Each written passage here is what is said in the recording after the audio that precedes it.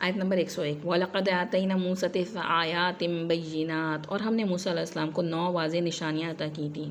یہ کون سی نشانیوں کا ذکر ہے؟ معجزات کا جو موسیٰ علیہ السلام کو دیا گیا، ایسا ید بیدا، جادوگروں کو شکست دی گئی، سمندر میں کا شق ہونا، قحط سالی آئی، ٹڈیاں، مینڈک، خون جو ہیں، یہ ان سب کے عذاب جب وقتاً فوقتاً قوم فرعون پر آ رہے تھے موسیٰ علیہ السلام کی رسالت کی نشانیوں کے طور پہ۔ فصل بنی اسرائیل اذ جاءہم، تو پوچھ لیجئے بنی اسرائیل سے اس وقت کا جب آیا ان کے پاس، فقال له فرعون انی لأظنک یا موسیٰ مسحورا، یعنی جب موسیٰ علیہ السلام فرعون کے پاس آئے تو ان سے کیا کہا موسیٰ علیہ السلام سے فرعون نے؟ اے موسیٰ، میں تو تمہیں ایک سحر زدہ آدمی سمجھتا ہوں۔ مسحورا، جس پہ جادو کر دیا گیا، اس ساحر لفظ آتا جادو کے لیے، مسحور یعنی جس کا دماغ پر اثر ہو جائے، یعنی طرح سے وہ کہہ رہا تھا خپتی ہے یا پھر جنون یا دیوانہ۔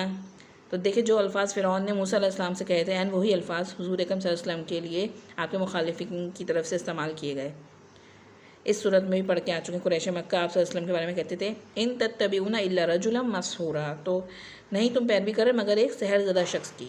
تو اگلی آیت میں اللہ تعالیٰ فرما رہے ہیں قال لقد علمت ما انزل هؤلاء الا رب السماوات والارض، موسیٰ علیہ السلام نے کہا تجھے خوب معلوم ہے کہ نہیں نازل کیا ان نشانیوں کو مگر آسمان و زمین کے رب نے۔ کس لیے؟ والارض بصائر، آنکھیں کھول دینے کے لیے، بصیرت کی جمع ہے۔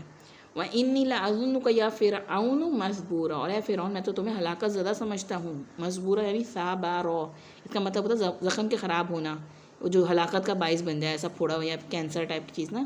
تو اب دیکھیں کس طریقے سے موسیٰ علیہ السلام نے بروب ہو کے کہہ دیا کہ تم مجھ پہ جادو کا الزام لگا رہے ہو کہ میرا دماغ خراب ہو گیا گا، بلکہ رب کائنات کی بصیرت افروز واضح نشانیاں دیکھ کر جو تم جھٹلا رہے ہو، تم اپنی بربادی کو یقینی بنا رہے ہو۔ اور کس طرح اللہ تعالیٰ نے اس کی سویلائزیشن کو تباہ و برباد کر دیا اور بعد میں آنے والوں کے لیے ایک عبرت کا نشان بنا دیا۔ فَأَرَادَ أَن يَسْتَفِزَّهُم مِّنَ الْأَرْضِ، تو اس نے ارادہ کیا کہ انہیں اکھاڑ پھینکے زمین سے، یعنی کہ بنی اسرائیل کو باقاعدہ نسل کشی کی، ان کی جینوسائیڈ کی پوری کوششیں کیں، ان کے لڑکوں کو قتل کیا، ان کی عورتوں کو چھوڑ دیا۔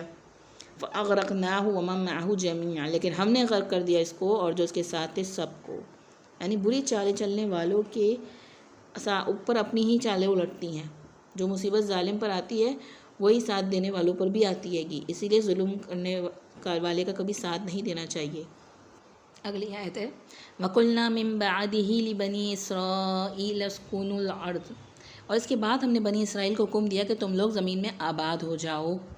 فَإِذَا جَاءَ وَعْدُ الْآخِرَةِ جِئْنَا بِكُمْ لَفِيفًا، اور پھر جب آئے گا پچھلے وعدے کا وقت تو ہم لے آئیں گے تم سب کو سمیٹ کر۔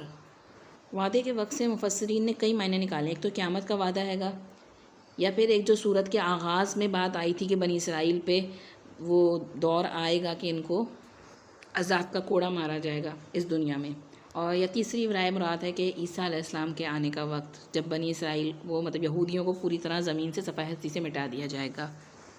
پہلے بھی بنی اسرائیل جو تھے وہ مصر سے فلسطین میں اکٹھے ہوئے، اور اب دوبارہ یہی قیامت سے پہلے تمام دنیا سے اکٹھے ہو کے فلسطین میں جمع ہو رہے ہیں، اور فلسطین میں دنیا بھر کے یہود کی قوم اکٹھی ہو رہی ہیں۔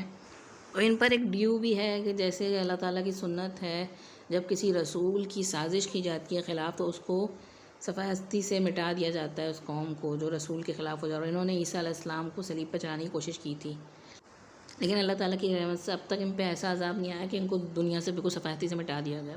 لیکن جب عیسیٰ علیہ السلام دوبارہ اس دنیا میں واپس آئیں گے تو اس وقت ان کے ہاتھوں جو جہاد ہوگا تو پوری دنیا سے یہود کا خاتمہ ہو جائے گا، ان کو پوری صفحہ ہستی سے مٹا دیا جائے گا عیسیٰ علیہ السلام کے ذریعے ہی۔ تو یہاں مفسرین کا کہنا ہے کہ اس دوسرے وعدے کی طرف اشارہ ملتا ہے جو قرب قیامت میں عیسیٰ علیہ السلام کے نزول کے بعد ہوگا واقع۔